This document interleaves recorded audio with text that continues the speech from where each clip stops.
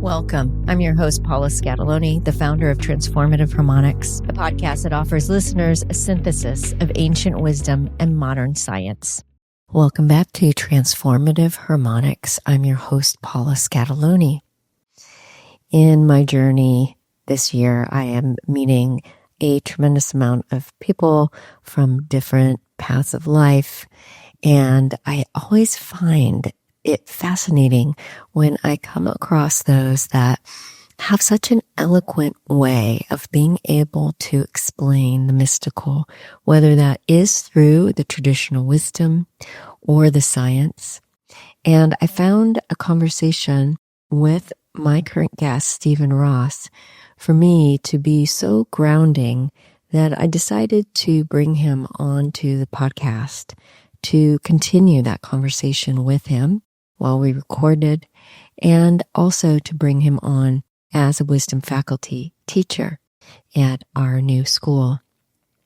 So I'm going to introduce him, and I'm going to invite you to really take your time to listen to what he has to say. It's a beautiful message, and I hope you enjoy it as much as I did. For over 20 years, Stephen Ross has studied and shared the philosophy of India through yoga and mystical Christianity, with a mission to demystify these ancient teachings. An ordained inner spiritual minister and a healer, he guides people towards healing, awakening, and self-discovery through soul mediumship. He is the co-founder of Wisdom Pathways, a virtual school of self-discovery. And through thousands of readings, he's developed a practical framework for human flourishing. Stephen is live here with me today. He'll be joining the Faculty Wisdom Circle on October 8th. And I would love to share this wisdom with you today. I'll see you on the other side of the podcast. Welcome back to another episode of Transformative Harmonics. I'm Paula, your host. Today, I would like to spend some time with someone who I've more recently met, although I wish I had met you long ago, Stephen, earlier on my path. But it's going to be a special conversation. And so, as always, I'd like to invite the listeners to take a moment and to center yourself, to drop out of your head so you can receive what we're going to say with the whole body. And to do that, sometimes it means coming from fifth gear into first. So I like to have you just find the back of your chair and start to feel what's behind you and underneath you. Take a look around and start to find the breath. And as we all slow down together, then there's some space that starts to become available for this beautiful information that's going to come through today. So thank you. All right. Well, Stephen, yes, this is such a treat. And we talk off of the recording, and that's been so pleasant. So I'm so excited to actually record. Thank you for having me here. I'm looking forward to this conversation. Thank you, Paula. Wonderful. Well, I would like to start, as I do with everyone, to hear a little about your story, because that piece I don't know so much. I know some of the ways in which you were trained and what you offer, but I think everyone has a story right now that helps us to understand the path of your evolution. And we'll start there, and then I'll get into some of the broader questions. Yeah, I like to say lightheartedly that I'm a Scotsman who moved to Texas 25 years ago, accidentally met a Hindu guru, changed my whole life around, became a devotee, a healer, spiritual healer, and a medium, an intuitive medium. And over these last 25 years, I find myself at the right place at the right time. I'm very lucky, and that for me directed, you could say. Like I felt nudged and pushed and pulled at different times. And I find myself at the frontier, in a way, of spiritual well-being, like a practical spirituality, healing and mediumship. I'm in the frontier of that going mainstream. and I work at a well-being resort. People come from all over the country to have readings and to be with astrologers and healers and recharge. And I find myself connecting with people from all over doing this work. And I'm really kind of in this, I feel like this in-between place where this thing really truly goes to the mainstream for everyone. And they can all embrace it in a very practical way. So it's been an amazing journey. There's lots of things to tell you in a journey. It could take a whole episode, but that's a Cliff Notes version. Okay. Wonderful. Yeah. So you had your own path of evolution that brought you to this being a full-time way of living, yes, rather than something on the side. But in there was teaching yoga, there was astrology, there was other pathways. Yeah. So I originally, when I came to America, it was the first time I can say I had a very clear message from a voice beyond. And it's not a glamorous story. I was in Houston, Texas, in one of those Candlewood suite hotels, which like a long stay hotel. And I'm eating a sandwich and watching the news, and there was nothing glamorous. But I realized there was a difference in how the news was presented between the UK BBC and what I saw, in America. Yes. I mean, I'll save, you can use your imagination, because I'm a very naive 26-year-old. And all of a sudden this voice said, there's something being distorted here. Find out why. And so it led me down this big rabbit hole where I eventually got into like anti-war activism. Was like protesting. This is 2002, 2003. So post 9/11, if you can imagine, in Texas. And so I got into that, but after about a year of that, I realized that wasn't the path for me. And then my own healing journey became the North Star, but something in me went from like bumbling, not really committed to anything. When I came to America, something awoke where I became intense, and the taste of it, the hunger to know why, and the truth became my driving force. And it's been 25 years of that. And it led me into very intense experiences. But at one point, I always say accidentally joined a spiritual cult, a Korean group that they were sort of preying on young idealists and middle-aged housewives, got involved in that. And then eventually sort of came out of that, found a wonderful community of healers in Houston, moved to Austin. And in the middle of all of that, went to this event with this Hindu guru, a woman, and she was the guru. And I went to this event, and there's something funny when you're, a Scottish guy, grew up in the Highlands, and I'm in Texas going to this event, and there's mantras and chanting, and I just knew I was home spiritually. So I fell into the path of the yogis. I today follow Yogananda, who wrote the Autobiography of a Yogi. I recommend everyone pick up that book. It's an extraordinary book. And I fell deep into the devotee path.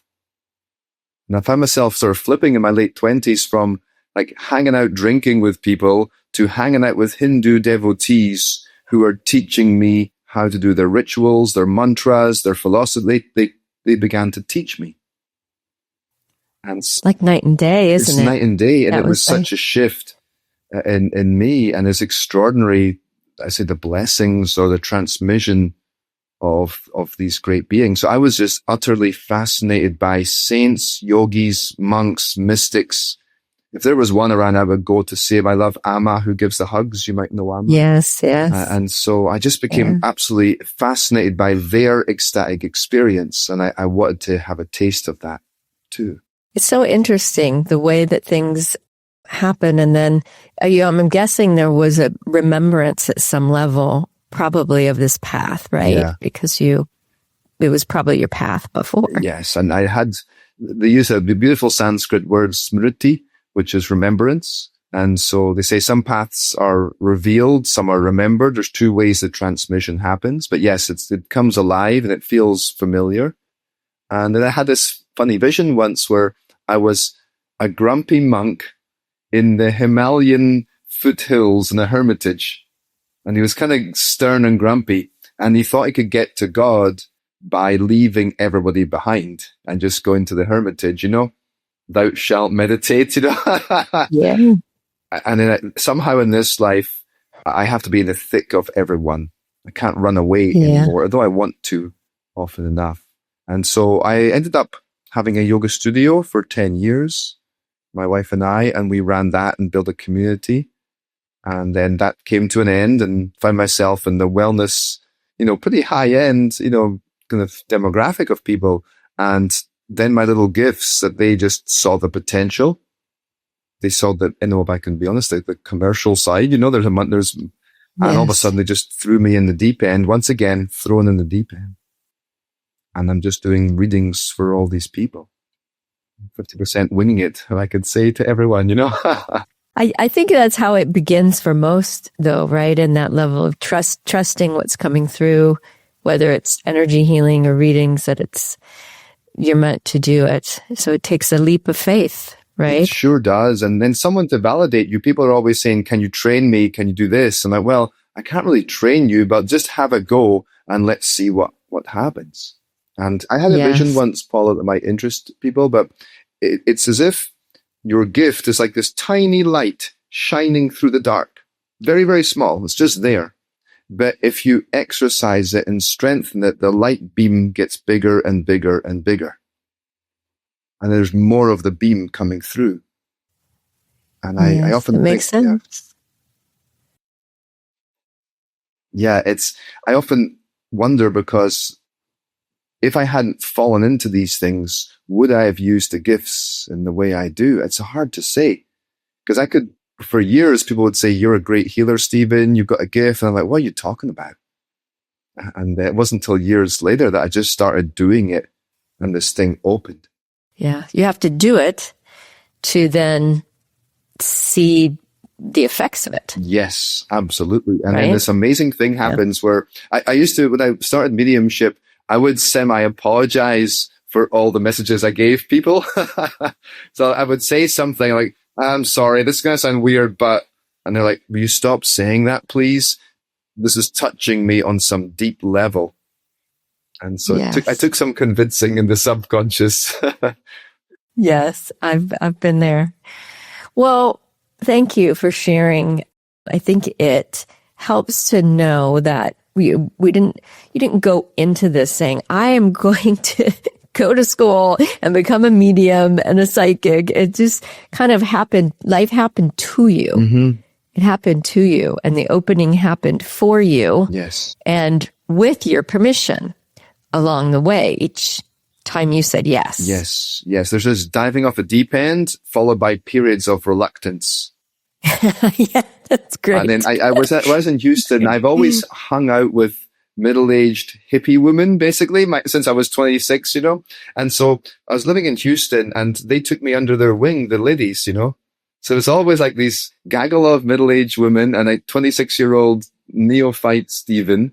And they're like, come on, there's a Buddhist monk coming. He's speaking at the Church of Unitarian, whatever. And we would just go.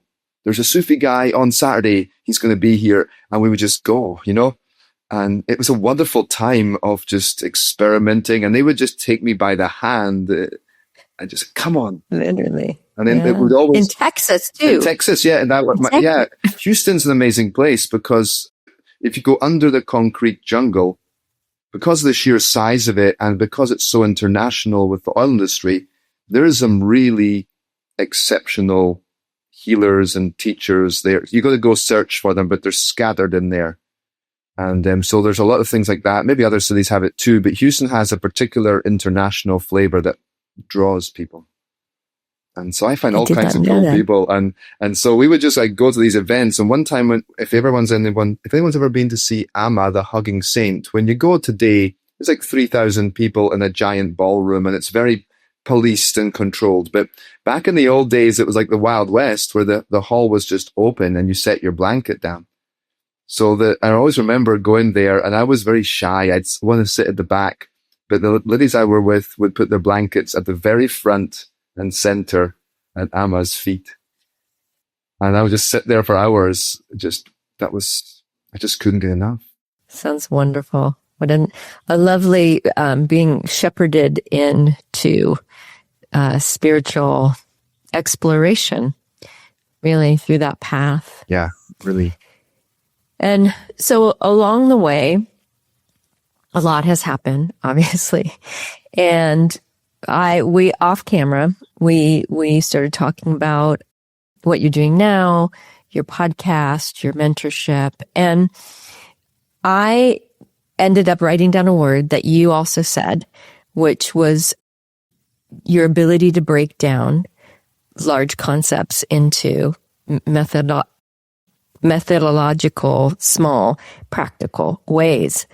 And so I feel like there's an opportunity here to take all of that soul wisdom and, experience wisdom and, your infusion, and to spend a little time breaking a few things down for the audience. And my audience is kind of coming along, putting their feet in the water of the new way of thinking, moving, feeling, relating. But I feel like there's something very special that can happen here with how you're talking about this. And so the first word that I wrote was a consciousness revolution. That was a word that came out of one of your podcasts. I don't know if you said it or someone else. And that's a big word, right? So if we break that down a little in a way that's manageable for people, how do we do that? Where do we start? There's a concept that was very important to the 20th century gurus and yogis, and you see it in different variations across ancient civilizations. So the idea of that there were different ages or epochs of time. Golden Age seemed to exist in antiquity, and they seemed to be more advanced on some levels, even to the point of building the pyramids. Somehow we lost that knowledge. Somehow civilizations crashed. Somehow we got to the point where books were burned and people became illiterate. You move through this over thousands of years, okay? And so you move through this cycle into what's called the Dark Ages. So we're talking now sort of the axial age in religions, 500 BC, and that's when the greats come. The Buddha comes, Lao Tzu, Jesus Christ, of course. So you got this cycle where these great beings come. And in the Dark Ages, the level of consciousness is the most dim. So I'm saying the word dim intentionally because there's a light that's very, very dim and we don't have access to it. Think of enlightenment, the light of a divine. And so it goes very dim. So our level of consciousness, our lifespan, our knowledge, science, everything, it just all goes off like a winter that lasts, 2,000 years. And that Dark Ages is when religious teachings are concretized in a way. They're written down, become solid like rock, and you can't touch them.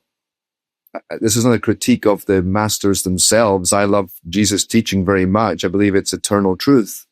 However, the interpretation is locked down hard by the Romans and so on and so on. Now, this goes on relatively unchallenged until you come to about 17 to 1800, and now the age of reason, and they called it enlightenment, begins to bubble up with me. So imagine in that time period now, we now have reason, scientific inquiry, and it begins to challenge the church. Now, at that point, we're in the 1800s. This is when Autobiography of a Yogi, the author Yogananda, that's when he's a boy now. And those gurus began to speak and say that a very deep shift in consciousness was coming. It would change how we see reality, our relationship to God, the divine, and each other. And it would be rapid progress. And they also came with a warning, and they said, because of this opening in consciousness happens quickly, think of technology, okay? Now the immature little humans, the people are like the kids with the matches. They now have access to the grown-up equipment. And if you don't practice, evolve your consciousness, find new ways to be ethical, moral, etc., these people could destroy themselves. See, they're saying that in the 1890s. So then they send the gurus to the West, particularly America, and I can get to that, why that in a moment, but to America, essentially with the equipment, tools, techniques, practices to reconceptualize God, the divine. And it wasn't a religious thing. They saw it as self-realization. Then to end this little story, they say 1900 is this when the shift is it very happens this potent way. This is when electricity comes, energy, we split the atom. You got to think over a long period here, but it really is potent around there. All of a sudden now the distance between us can be broken down and we're just together, through all these inventions, and we have a quantum field and all that stuff. So, but it also happens internally where this rigid assertion of you're separate from a divine is broken down also. That's split. But it leads to a volatile time period where now we got free reign over our senses. You can do what you want, but that's got us into a lot of trouble. Versus now we have to find new ways to manage ourselves and govern ourselves.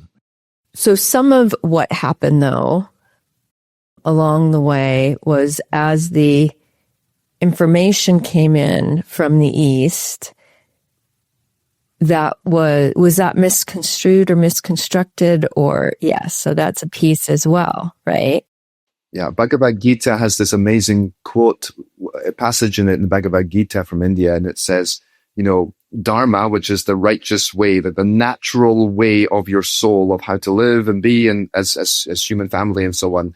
It basically says human beings are always going to distort that.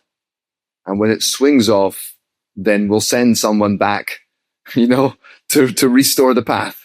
And this is why these saints come again, throughout all religions. And they come and it's hey, course correction. You see it in the Catholic Church where the saints were disagreeing with the hierarchy and they put them away in a shed in the back, and no one wanted to go to church because St. Francis is over here doing something else. No one wants to go to what the bishops are saying, you see? So there's always these course corrections. And we're in a big course correction right now, it seems, yes. Because that energy that you're talking about and it is peaking. It's going to the edge of its capacity of what we can do as humans. Yeah, there seems to be, because we are so, I would say my observation with working with people is that we've gone so far off the rails in the personal collective journey. The further you go off the rails for what the natural way, the dharma of the individual, society, etc. wants, it creates agitation and restlessness.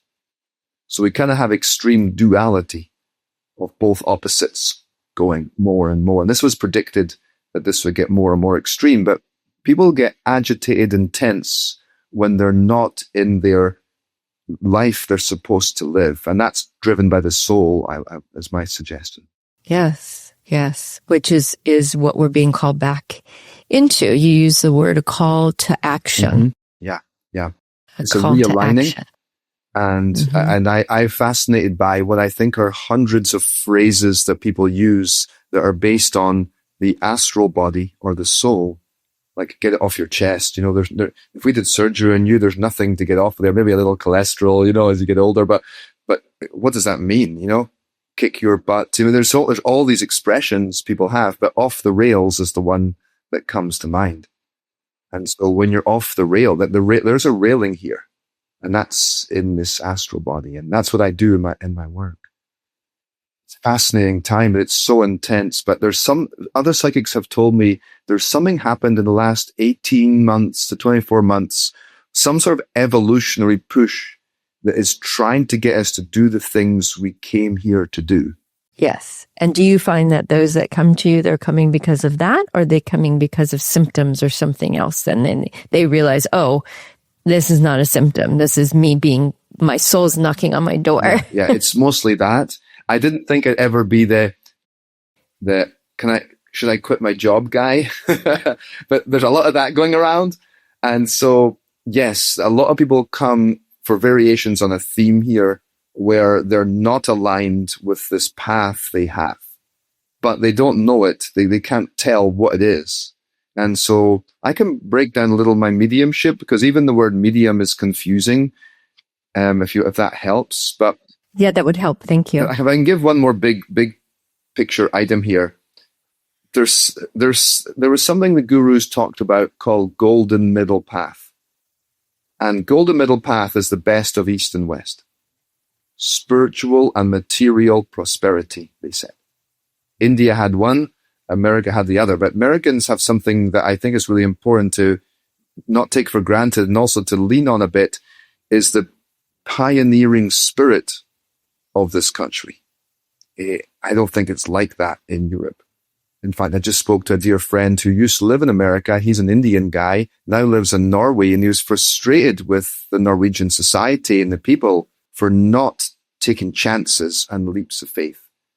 You speak to an American about an idea, and within about 5 minutes, like, let's take a leap of faith. You guys are always leaping. So I want to remember that there's something in the ethos that I love here that is the pioneering spirit. Like, I love Emerson and I love John Muir, and I just love the way they thought about things.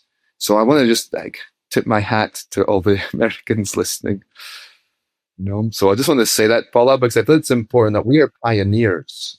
Yeah, I'm laughing because, it feels, I mean, it comes with a certain level of confidence in, of course we can do that. No.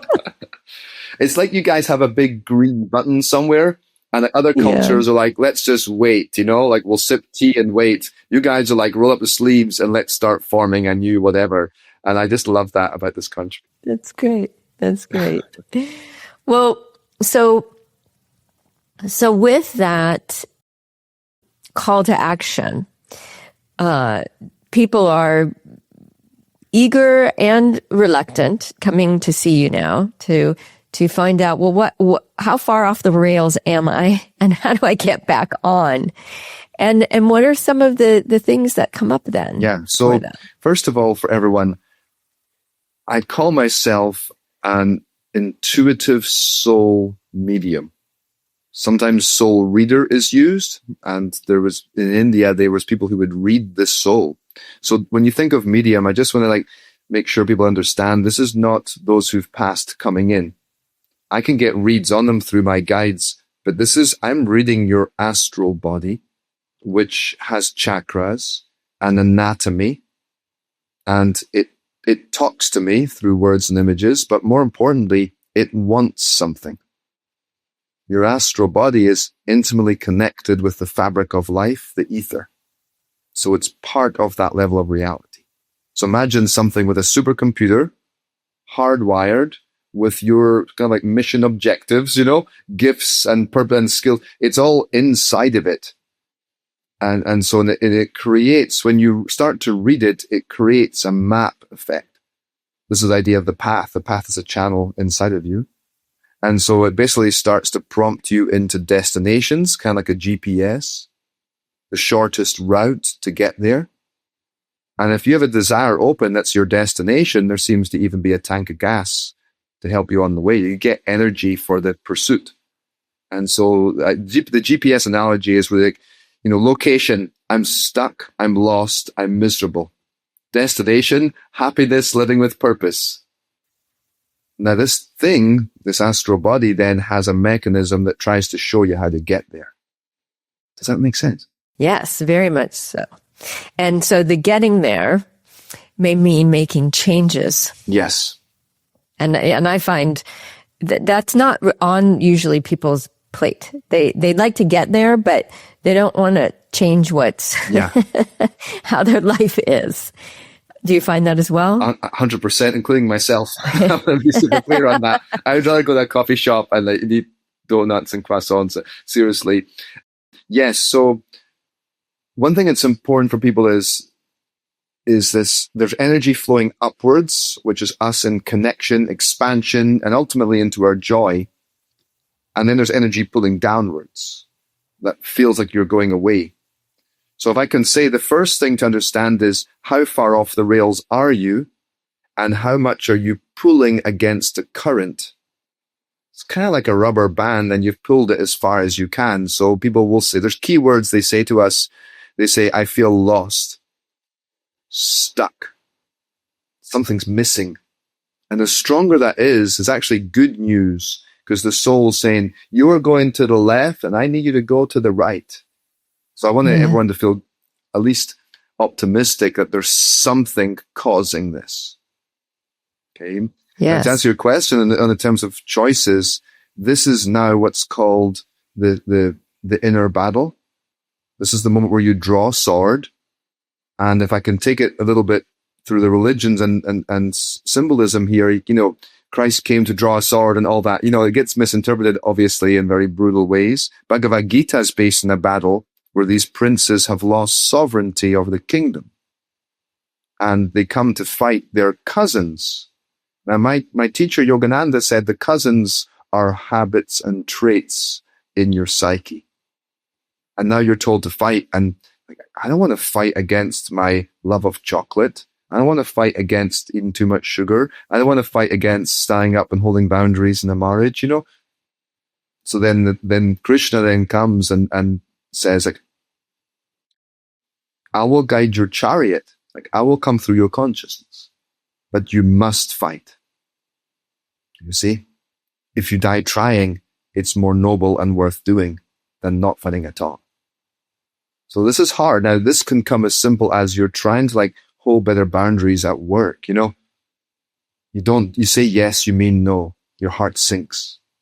And after that happening every day for, 7 years, all of a sudden something cracks and you stand up and you're trembling on the inside, but you say no and mean no. Something like that. So these are very big moments. Yeah. They need coaches, counseling, anything get your hands on, keep yourself honest. But these are now your personal moment of battle. Yes. And they're in the practical day-to-day things. 100%. Yeah. Those things. And they're in your willingness. I see a lot of people, your willingness to authentically step out with your truth, whether that truth is what you need relationally, whether that truth is, I'm an intuitive. I work with a lot of intuitives that had been persecuted or, things have happened ridiculed to them.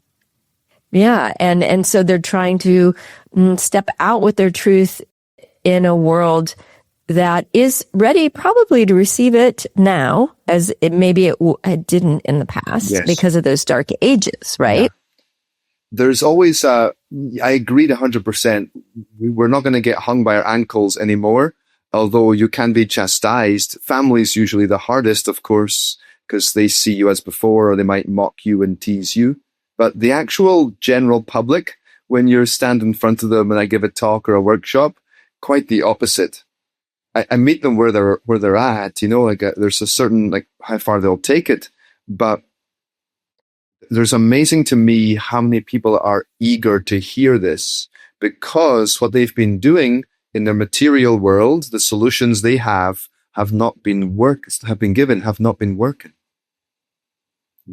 I give a talk they're wanting. I give talks to corporate groups, and there's one group, I'll try to keep them anonymous as best I can, but let's just say they were highly successful audit partners. Okay. So these are about 30 guys and 3 women, and they're, they make a lot of money.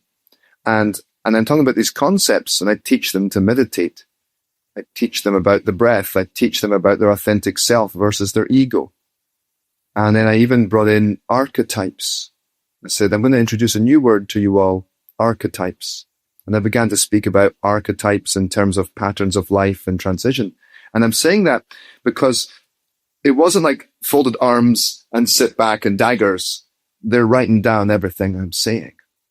Wow. And we were even told that the resort I work at, which again is we're owned by a global company, but we're in our own little bubble doing it.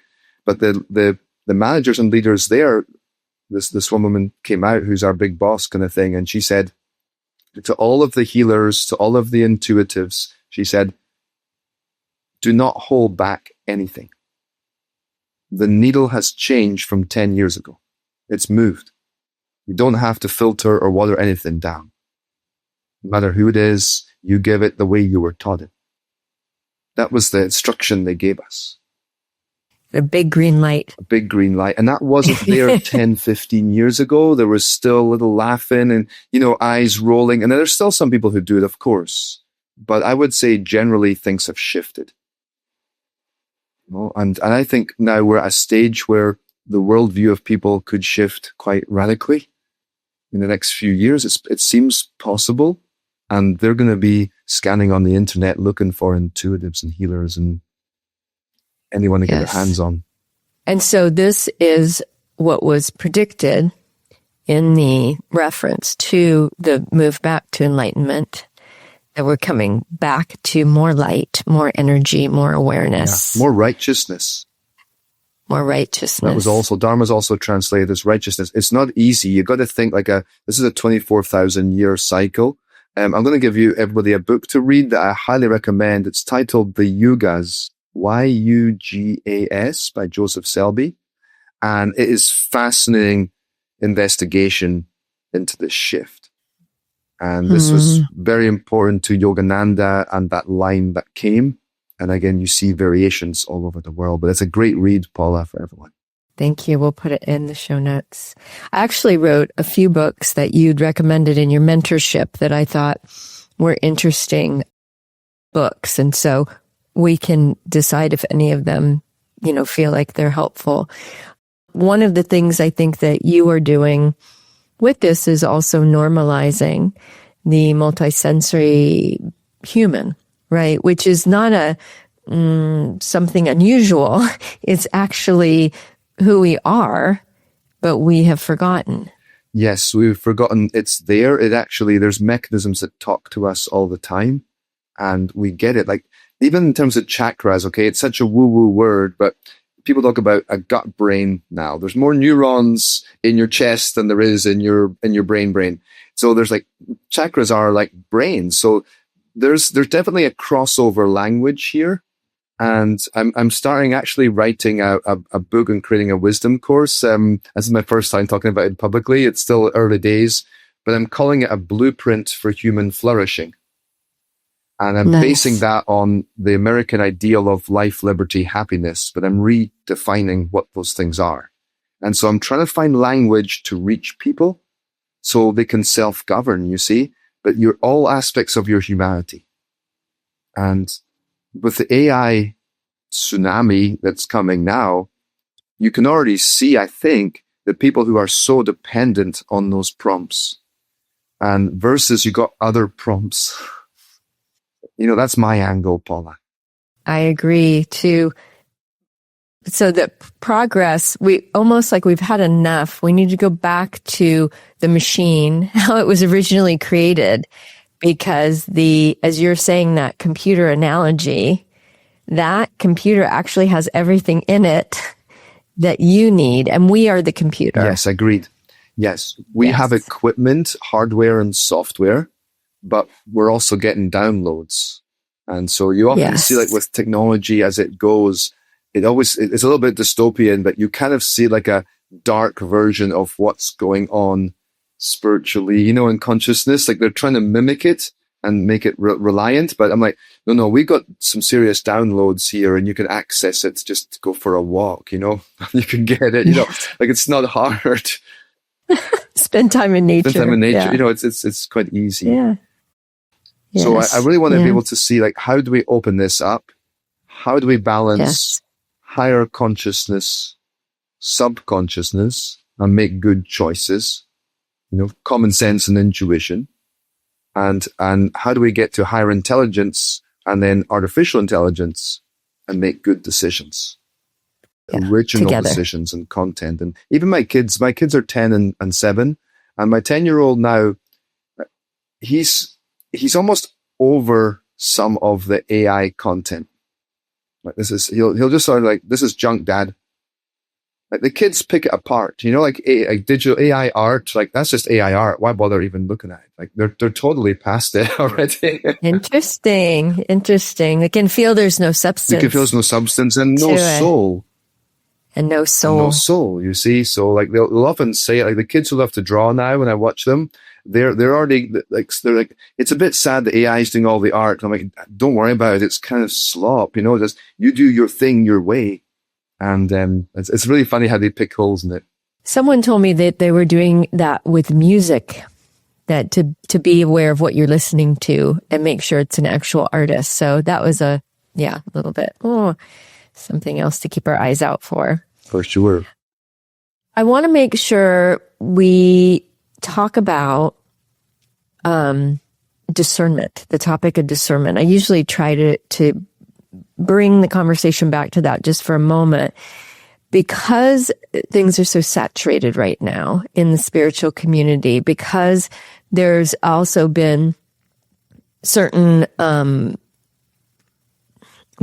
tendency to put people on pedestals or to give our power away and then find out, oh, well, that person's not as kind as we thought, or, and then there's a disenchantment. And so how do people navigate the plethora of options spiritually and knowing, what's authentic and what's not? That's a great question and really important. I've suffered this firsthand, weaponized teachings. I told you I joined this cult in my late 20s, and I was in it for about a year and a half, but they really weaponized this idea of don't listen to that voice. It's the ego.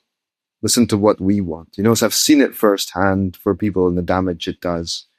So keeping in theme of our yugas and cycles, one very big part of the old cycle was hierarchy. Now we think of it as patriarchy in that way, but I don't even think it's necessarily gender, but think of hierarchy: king, emperor, ruler, pope, and so on and so on. So the hierarchy are holier than thou. And this is this top-down approach of that era, okay? Now we're in this in-between space where now you use a little bit of discernment and you can pick holes in a lot of teachers, and the cult of personality. You can see it in a number of levels. Yes, I'm a guy on the path, committed to it. Yes, I have a gift that's exceptional, but yes, I also have an ego and flaws and everything else. I have to keep myself in check. And, there's a lot of work to be done. So now we've come to a point where you start seeing language like companioning. Yes, you listen to guides and mentors, but you ultimately have some kind of autonomy to make your own decision. You have to choose. Yeah, I like that. I think that on one of your podcasts, I was listening to you even talk about what to name your podcast, and this idea of, are we your friends? Are we your teachers? What are we? And I would just hang out with the word guide because I couldn't have another word. But it's hard to have a holding container for people that has information that can be helpful, and also say, and by the way, I'm not the teacher. Yeah. It's like, I'm just holding space for this information. Yeah, the words are so corrupted and there's so much damage done, especially if you look at 20th century. You got fake gurus, you've got cults, you've got all this stuff happening. What a mess, and it's so hard to navigate on it. And I can speak about gurus themselves in a moment to help people, but for now, there's an idea of we hold something, Paula, I believe, yourself, myself, and we're in a way wisdom keepers in that we hold as much of the tradition as we can. But people have to understand these terms are not regulated, and there's still an element of we're human beings. Holding space is something we love. We can be conduits. One thing I often tell people is don't confuse the message with the messenger. And that's a common one that comes, and it'll come also in even in romantically, where someone comes into your life and gives you a message and you fall in love with them. You become suckered, so to speak. And so that's a big one also. And then it's this idea of your own intuition of does this feel right? Now, that's one side of the coin. The other side here is very difficult, is we have a mechanism psychologically, the ego, that will look for trapdoors, exits. It will sabotage, lobby, even corrupt to get you out of something. And then we can't bypass that because we want individual autonomy, unfortunately. There's someone who keeps you honest, keeps you in check, calls you out, Yeah. So then we have to come back to that place of integrity and the greater good and knowing that righteousness, that fundamental integrity of what it means to be a good human. We have to know what that means. Yeah, by the fruits you shall know them. And there's a character, there's a couple simple, starting points. If someone is demanding huge amounts of money to pay off your karma, I would run a mile. That's a good place to start. If someone's propositioning you in the promiscuity and these things, sexual, run a mile. I don't care if it's coming off of a cloud on an angel, run for it. And so there's certain things now that we've got to start with the basics. But the bigger thing now is that there's this line of what might be authentic critique versus bullying and abuse. And when someone is pedestaled a bit and puts himself on there, any teacher is deeply vulnerable to taking advantage of someone.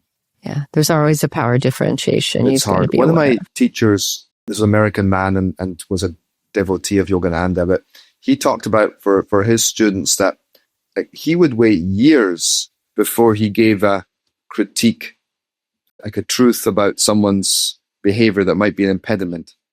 And he would wait for the person to get it.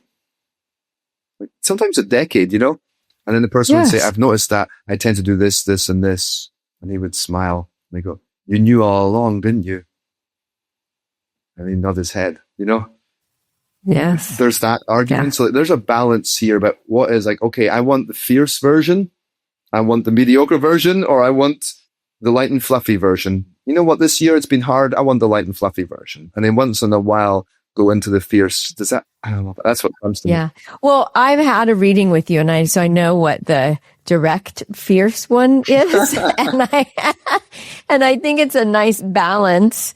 And you have a way of always saying, well, do you want this information? Because it's coming through and it's very clear.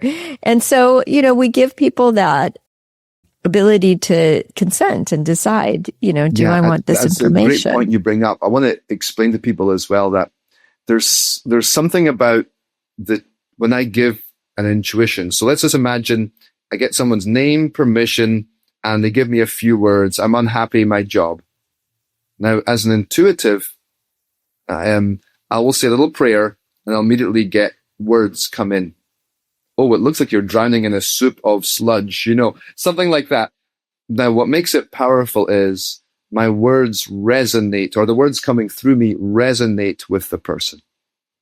One man said, it's like you penetrate my mind somehow. So it's not my opinion.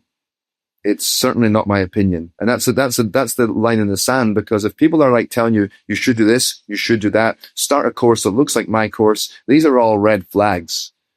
Yes. Instead, it's no, I'm getting this. Does that speak to you? And the person's yeah. 2 out of 3 people cry in their reading. Yeah. Because their heart's opening. And I'm just saying stuff that comes to them, giving them words that they hadn't thought about in decades. So it's a difference, Paula. Yeah, I think it's the difference. I tend to, just direct people into these journeys where they get taught by their soul. Mm-hmm. So I get completely out of the way and it's their soul in them. Yes. Right. And so we just try to find the ways to make it as clean as possible so that there's no distortion coming through. And so, I love that you do that, because I think that's the answer. You get in touch with the intuition. I'm a reflector.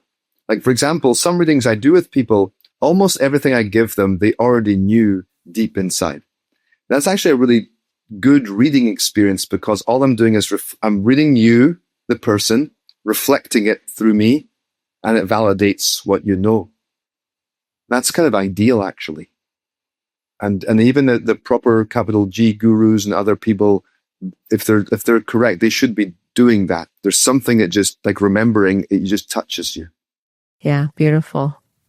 I love that we gave some examples. I think that is needed right now at this time, as more and more people will be reaching out, as you say, and we'll see this more mainstream movement towards experiencing ourselves beyond the constructs of the roles or the jobs or, what we believe we're capable of even. Yes, there is all of that because of the damage done, you see. So think about in your chakras, and they're like reservoirs in a way, and we might have a seed of potential, a gift you came here to do, a project, a sport. There's all kinds of things people have. I look at them to golden beans, I call them, like Jack and the Beanstalk. Like when you plant it, a vine grows and it has a flower. It's a tree of life.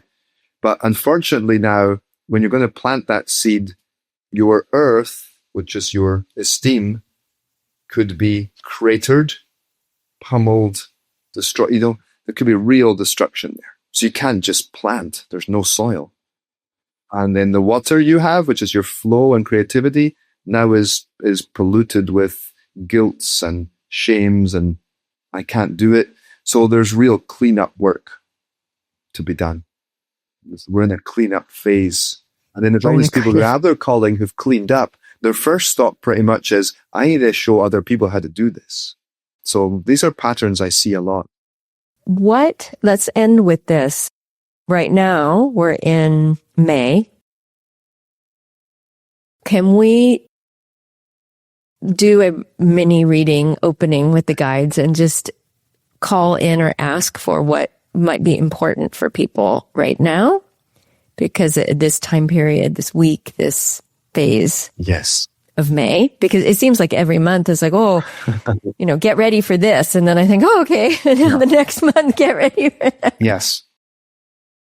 Okay. Let's do it, Paula, and we'll see. I never know what's coming, so we'll just everyone take a deep breath, and we'll see what comes.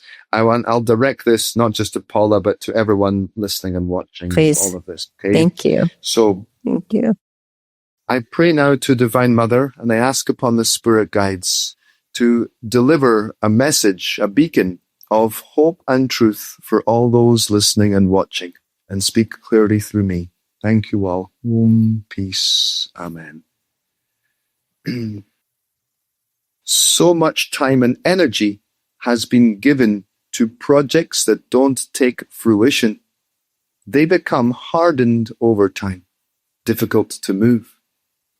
Often, many people need to break free of old, stuck dreams. Saw them off if you have to.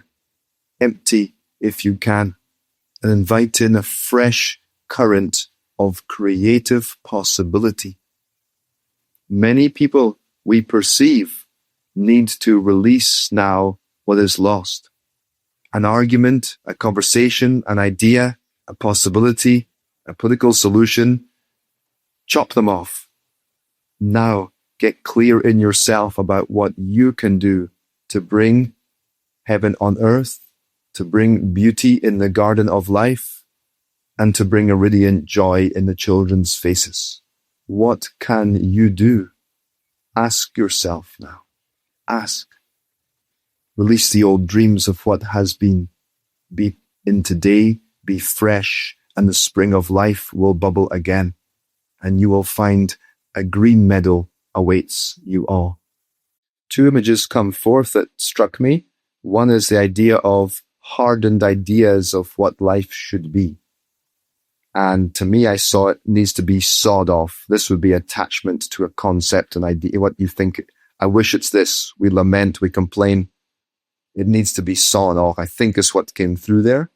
And then this idea of the bubbling spring and the water comes through again. And now we have a well to drink from. Okay, we'll let that land in whatever way the listeners, whatever way it's landing for you in your life. I could feel the resonance shift when you did that in the energy between us. Very powerful. Thank you so much. You are welcome. It's a joy to do. Thank you. And the kind of message that came through is it happens a lot. Like they're saying, like, create the world you want. It's in the ground up. It's vegetable gardens. It's joyful time. It's fairy boxes. A lot of fairy people getting messages. There's all kinds of. Yes, I saw that. Yeah, there's lots of fairy things coming through. And so these are the things now. We create this small piece of beauty and a patchwork of it. That's a very strong theme this last 18 months. Going back to the simplicity. Yes. Community, simplicity, beauty, self-sustaining in a way. Like it's, again, go back to I love Emerson, but the idea of self-reliance, nature, the basic, it's very much like a return of that ethos. Yes. I feel that too. Okay. Well, I'll feel into what that means in our lives right now. Well, as we're closing, I would love to just end with taking some time to share with the listeners what you're offering and where people can find you. Yeah. Thank you. I appreciate that very much. So I'm co-founder and co-director of Wisdom Pathways, and we are an online place where we have intuitive readings. My partner Jenny also does kind of a trance kind of reading also through her guides. And the big thing we offer is called a soul reset, and it's a 4-session immersion. And so I will then read methodically through the soul, like its story, what it wants, the wounds, and it shows a map of how to heal, evolve, and awaken in your journey. And then we do some energy work, some somatic clearing, and we create this. It sounds wild, but we create this 12 to 15 page soul reports, kind of like a soul report card. And I can show you where you're off the rails, how to get back on, and the next steps. And then Jenny does an integration session. So it's a 4-session kind of immersion that we do. We also build online courses and downloads that I'm still working on, like meditation, and I have a fascination with pilgrimage. And one thing that's very dear to me that I'm just going to share in here, we offer everything in what's called a gift payment. So we do have a couple of deposits and things here and there just to keep people honest, but pretty much everything that we have, we don't charge you up front. We gift you the sessions, and then afterwards we suggest a rate that you can afford. And this is called gift economics. It's something I'm kind of passionate about. That's an understatement. And so I try to take away those restrictions as much as I can. Yeah, it's part of the new paradigm. Yeah. WisdomPathways.life is the website. And Wisdom Pathways is a YouTube channel also. And once you start me talking, I can't stop. But the podcast is called Your Way Forward. Your Way Forward. Yes. And please go find that podcast, because in 2 episodes, I got more out of this podcast than I did at listening to 6 others. Oh, wow. So okay. Thank you. Yeah, I'll tell my co-host that. They'll be delighted. Delighted beautiful. Well, it was so great spending time with you. It's just been, heartfelt. And I feel like everything that was said was so important. I'm just thrilled that we did this, and I look forward to staying connected and sending people to your community. Thank you, and Paula. I'm glad we crossed paths. Yeah, you're a gem, my friend, a wee gem, as we say in Scotland. So I'm glad we crossed paths, and our mutual friend crossed us over. That makes me very happy. Lottie did that for us too. So thank you, Lottie. And thank you, Paula, and blessings to everyone. And if I can finish with one thing, if that's okay, it's just sort of half coming through. Think of us now like we need a raft of how we get through these times. And we need to keep our eyes on the horizon, which is why we're here, and have a life vest, your family, your friends. And so it's important times to have people like you, Paula. So I'm grateful to be here. Yes. Glad you're part of our web. It's like a big beehive or a web of some kind that we're building. Or life raft, as you say. So thank you. You're most welcome. Thank you. You're most welcome. Blessings. Blessings. Thank you for being a part of the Transformative Harmonics Podcast. If this discussion resonated with you, please subscribe, share the episode, or write a review. This helps to support the expanding community around embodiment, sound, and conscious living. You can visit Transformative Harmonics at paulascatoloni.com to find out more about my work, forthcoming classes, and the Transformative Harmonics Academy. You can also reach out and connect with me on Instagram. My handle is at Paula Scatoloni. I write regularly on Substack at Signature Frequency Living. Until next time, take good care, and thank you for being part of the journey.